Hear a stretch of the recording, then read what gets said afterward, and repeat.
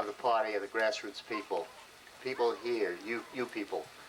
So I deeply thank you for being here from the bottom of my heart, and I know that Abby shares my feeling. And it just makes it all worthwhile to see you here, all of the work that goes into having you be here, so thank you. I would like at this time to introduce a couple of people, a few more minutes of your time. I ask your indulgence. The roots of my feeling the way I feel about the planet and about what's possible for human beings is the Hunger Project. And we are honored today to have with us from the West Coast a fellow by the name of Ted Watt, who is the new Chief Executive Officer of the Hunger Project. It's a new position that was created, and he is the one. And he was gracious enough to come here from the West Coast, and I'd like Ted to come up and just say hello. Ted?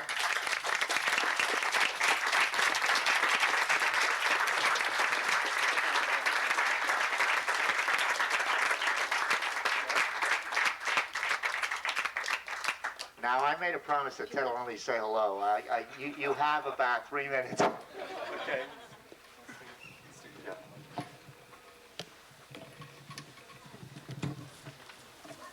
All right.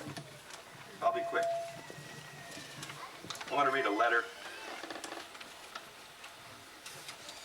to Mert Mason. Congratulations on your 58th birthday and on continuing to celebrate yourself and all humanity by raising funds for some of the world's most vital projects and most important leaders. We stand behind you and for you in your extraordinary leadership for the end of hunger and for a better world for everyone. Thank you for your partnership and leadership. We will celebrate you and your extraordinary family today and every day as we move forward from now to the end of the century. We love you. Signed, the staff and volunteers of the Hunger Project of the United States.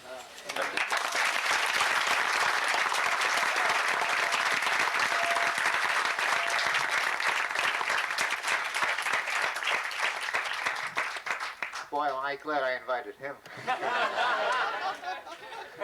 Anyway, those of you who have been here the last 2 or 3 years know that we usually have people come up and talk about the projects that they're involved in.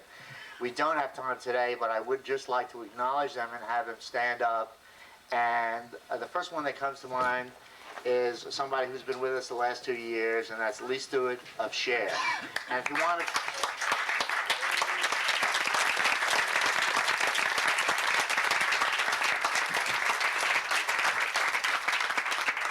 I suggest that you spend time finding out what Cher is up to and what Lee is up to. It's definitely worth the trouble. I would also like to introduce Alice Slater, who's working on a project called People to People's Initiative. Alice spoke last year at the party.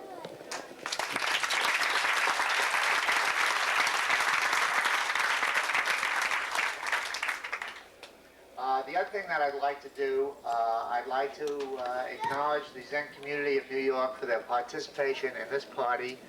Unbeknownst to you, there's a magnificent cake that you will not get an opportunity to eat until you look at it. I am not going to cut it. It's designed and created by the Grayston Bakery, which is a world-famous bakery operating out of Yonkers, New York, and I'm pleased to say that Sensei Bernie Glassman, who is the monk, the leader of the movement, is a client of mine and a dear friend of mine. Bernie Glassman is also Jewish, but I just thought I'd say it here, you know. one of our boys. Anyway, so there's the cake. And what it is a reproduction of the card that was sent out as the invitation. And I told Bernie that we weren't going to eat it, that we were going to keep it until it changes color. And it's his suggestion that we eat it because it's really a great cake. So the invitation is to eat the cake. And thank you, Bernie, and thank you. There are a lot of people from the Zen community who are here, and I deeply appreciate our relationship, and I deeply appreciate that you're here today. Thank you.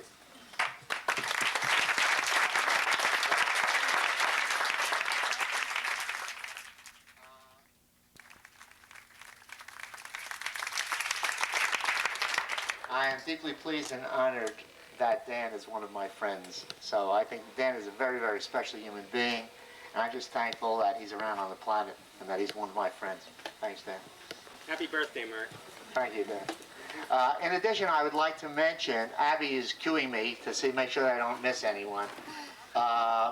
We have in our presence also a person who's running, who has the guts to run for Congress of the United States, and his name is Michael D'Elia, and I suggest very strongly that you speak to Michael. Michael, would you please raise your hand?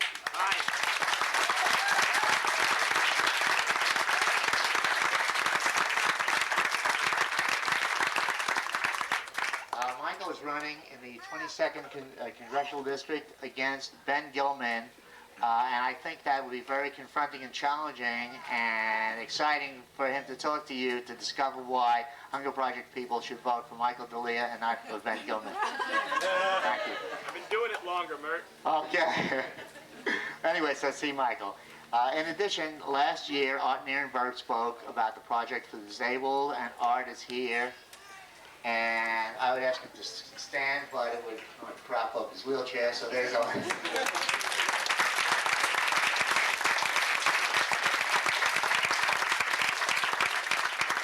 and I are old friends, and we know each other since 1976, and it's a pleasure that you're here today with your wife and your child. Thanks, Art. Happy birthday. Thanks, Art. Okay, now, in addition, before I forget and I get bawled out by Abby and about 7 other people, I'd like to acknowledge all the people who worked as a team to support the event today. Phyllis Dubrow, for one, for making the calls and arranging the rides and doing all that was necessary in that direction. Thank you, Phyllis.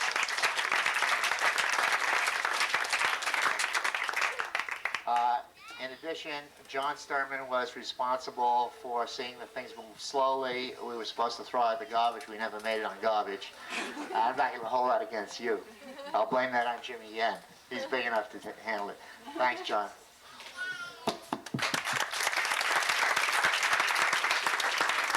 I'd also like to acknowledge very specially a friend of mine, Larry Briggs, and his wife, Jan, who came from the West Coast, from Oregon, and what they're doing out of the discovery of their own personal commitment. Larry is going to Moscow to run in the marathon, or the Legs Mini Marathon or something, but he's going there to Moscow representing you and me. Larry and Jan, will you please stand up?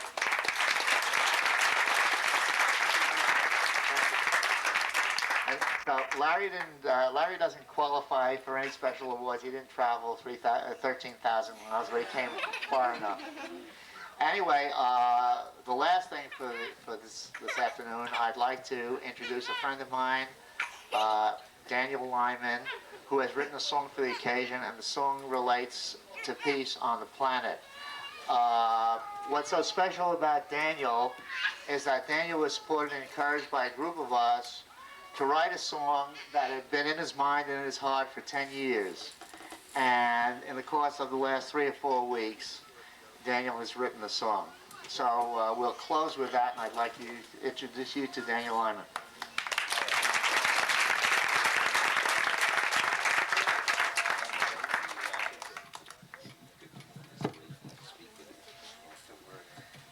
Just give me 2 moments here. I don't know how this thing works.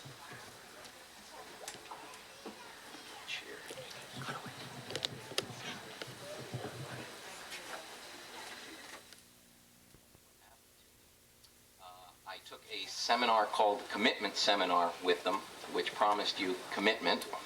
I wound up proposing to my girlfriend, and we're going to be married in September. So I feel that the Commitment Seminar delivered on target. And with that in mind, I signed up for the Accomplishment Seminar, which promised the same in the field of accomplishment. So I could certainly use that. And Mert and Abby were there, and we broke down into small projects. We were told to pick a project that we're trying to figure out what really a project is, and it came to the original meaning of the word project, to throw something out in front of you and then move towards it and trying to achieve it. And my whole life was involved with the conversation, how will I do it? So whenever I come up against a project, it's how will I do it? Meaning there's just no way to do it, kind of. In this particular seminar, that same conversation, how will I do it, has really become, well, how will I do it? It's just a question of that. The same conversation, one way I find limits me and the other way empowers me. So it's just, how do I do it? And this, the project that our group came up with, we were supposed to come up with something impossible, something that you couldn't conceivably do or imagine happening. So one of the women in our group who is here today, Danuta, said, I know, why don't we have Daniel come up with a song and we'll all work with it in some way. So I thought, my ego grabbed onto that right away. Fine, that's a wonderful project. Everyone support me in a song, you know, that's great. I can get behind that. As it turned out, it's been a wonderful, wonderful, wonderful blessing for me to work on this. I've really never allowed myself to be supported by other people. I've enjoyed helping other people and working with other people, but the macho in me or whatever always felt that, yes, but the bottom line is, can you do it alone? You know, sure you can accept help, but the real man does it alone. Well, this song I've been sort of had in the back of my mind really for about 7 or 8 years, and the reason it's happened now in the last 2 or 3 weeks is simply because of the support I got from other people in the group. Mert and Abby, Danuta is here, I think Dennis and Judy are somewhere here, and these people just really supported me in the writing of this song. So it's my hope and intention that the song carries some of the energy back to the people who have supported me that they gave to me in writing it. Another thing I came up against was, well, John Lennon's already written a song. They've already written Feed the World. You know, who am I in White Plains, New York to come up with another song? I got past that. The other thing I dealt with was, during the last 3 weeks, it was so important to get this song done that I was really irritated at anyone who was standing in the way of my writing this song about world peace, you know. So here I am getting angrier and angrier that these people won't let me write this darn song about world peace. I need my creative space. So I really got the fact that the answer to peace is really within each of our hearts. It's dealing with violence on the smallest level. The anger at the grocery clerk for treating you a certain way, at the gas attendant, whatever that is. That's where it's got to be resolved on a personal level, every moment, moment by moment. And the bottom line, I guess, is choosing love and not fear, which is what we've basically been living on the planet for years and years and years. Okay, enough. I'll let the song speak or sing for itself in this particular case. And I would just ask that for a moment or two, to really maximize the effect of the song, that if you can, closing your eyes is a very, very effective way of really entering the power of the music. If you want to leave them open, of course, that's fine. But I would just ask that everyone listen and fly with me on this song, and we'll just, it's like a birthing here. And I just want to again thank Mert and Abby for being such wonderful midwives in this particular project. And here's the baby.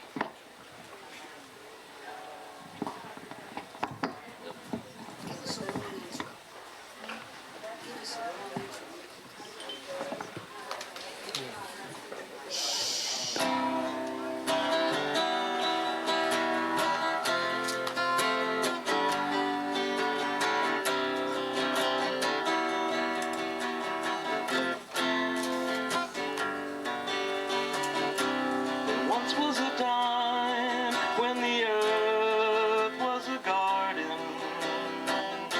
her air and her water were sweet and clean. People gathered in love and they served one another. Words of wisdom were spoken and the truth was seen. Then sometime long ago, people must have forgotten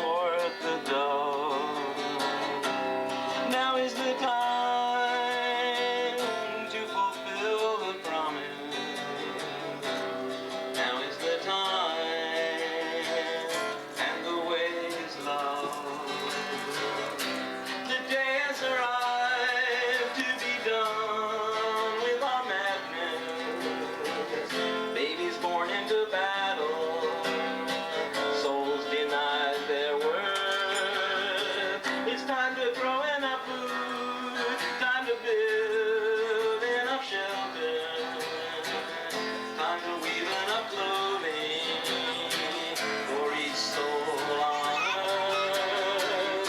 After millions of years, we have walked to this moment on the threshold of history. Now the chance is ours to come together in peace and to serve one another on our shimmering journey among the stars. Yes, now is the time we can feed the hungry. Now is the time to help the poor. Now is the time to address the homeless. Now is the time for the end of war. Now I don't know how, but I know we will do it. I know we will triumph above our tears. When we rest in our truth, when we stand in our wisdom, when we move in our loving, the way appears. There will come a time in the not distant future when the things I am singing will have come to be, and our children will know as they soar in their freedom that the wings they are wearing come from you and me. Let there be peace on the earth from our hearts to the heavens.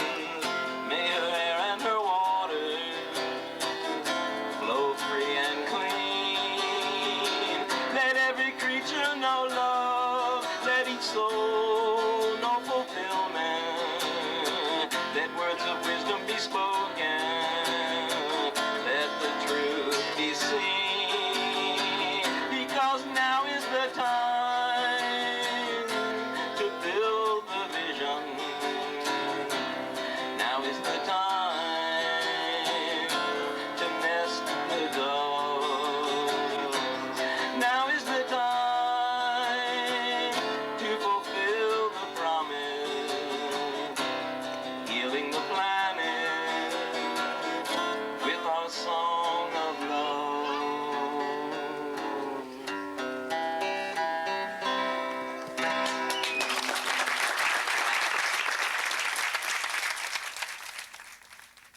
Oh, he did this, but he did it.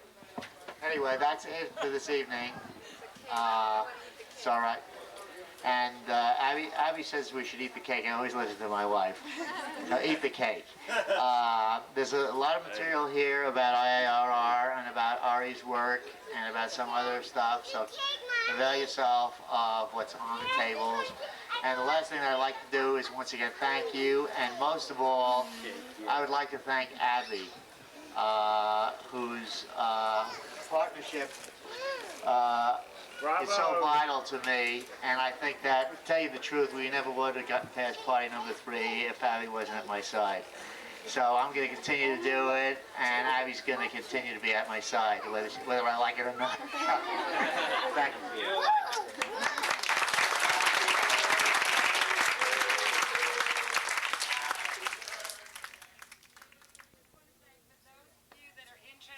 Hunger Project in New York. The Hunger Project is establishing an office in New York for the Domestic Hunger Project. And for those of you that are interested in what should take place in the office, what the vision of the New York office should be, we're going to meet by the tree to see if we can get together and talk about it at some later date.